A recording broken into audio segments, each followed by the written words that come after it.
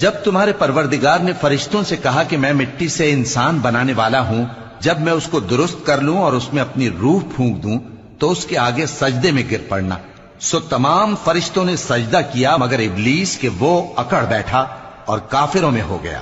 اللہ نے فرمایا کہ اے ابلیس، جس شخص کو میں نے اپنے ہاتھوں سے بنایا اس کے آگے سجدہ کرنے سے تجھے کس چیز نے منع کیا؟ کیا تو غرور میں آ گیا یا اونچے درجے والوں میں تھا؟ بولا کہ میں اس سے بہتر ہوں کہ تو نے مجھ کو آگ سے پیدا کیا اور اسے مٹی سے بنایا۔ فرمایا بس یہاں سے نکل جا، تو مردود ہے اور تجھ پر قیامت کے دن تک میری لعنت پڑتی رہے گی۔